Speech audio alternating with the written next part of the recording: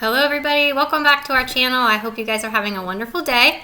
Today I wanted to go over a food that is in the Purina brand line that we just talked about recently, and the reason why I want to talk about this food is because a client specifically asked me about it, and what makes it particularly interesting is that this particular pet that we're evaluating the food for is diabetic.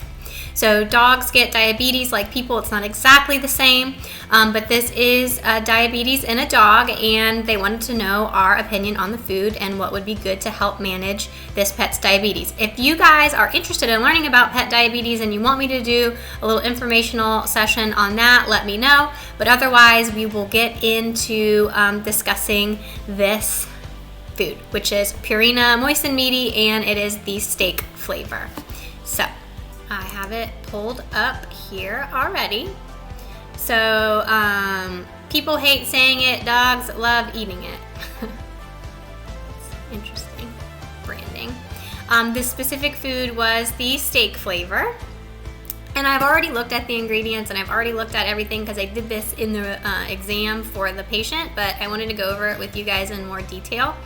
And so here's the food, and Moist and Meaty is interesting in that we've always been discussing hard kibble.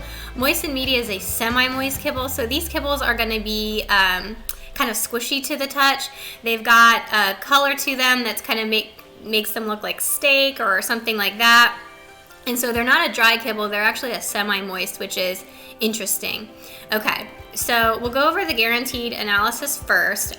They don't list very much on here, and so they actually just list the bare minimum. We're not going to get a whole lot on the mineral content or anything like that. That is because this is one of the, it's not one of their premium.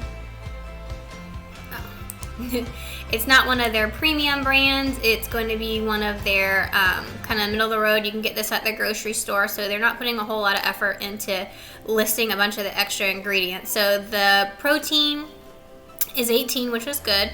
The fat is 7, which is going to be a little bit below what we would want in fat. The fiber is 3, which is where we want, and then they put in here moisture, which is 33%, and that's because this is a semi-moist food. And so when I looked through this part of the ingredients with the client, no big deal. It looks okay. It's a little bit low on fat, but this dog was slightly overweight, so I wasn't too worried about that.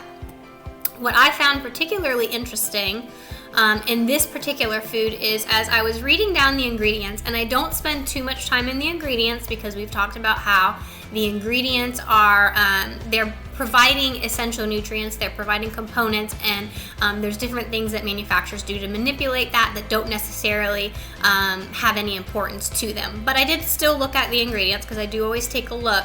And so we've got beef byproduct, which means it's just beef. We've got soy flour, soy grits, and then this right here, high fructose corn syrup. I don't think I've ever seen a dog food, and maybe I just haven't been looking low enough in the ingredient list, but I don't think I've ever seen a dog food that is made with high fructose corn syrup. This dog is a diabetic, and so obviously by adding high fructose corn syrup, which is essentially a sugar, to this dog food, this dog is never going to get regulated with this diabetes. So with dogs and diabetes, just a quick informational session, dogs with diabetes cannot be managed with diet alone. They are always insulin dependent. And so they can't produce their own insulin, so we have to supplement it for them. Normally, no big deal, I don't need to change the diet. But in this particular case, high fructose corn syrup is nothing but sugar. And so this pet with diabetes is getting nothing but sugar, which is totally ironic because I hardly ever have to look at the ingredients, and I did on this one, and it really does make a difference in this particular pet. We go down to the AFCO statement, and it says the Purina Moist and Meaty steak flavor is formulated to meet nutritional levels established by AFCO for the maintenance of adult dogs. However, it's not appropriate for the maintenance of a diabetic dog.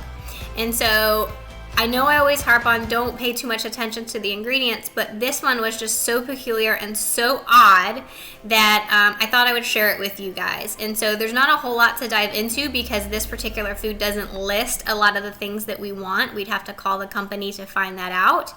But I do want to just say, if you have a diabetic dog, probably not the best to feed your pet Moist and Meaty.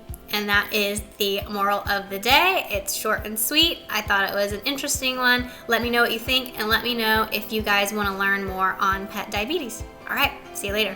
Bye.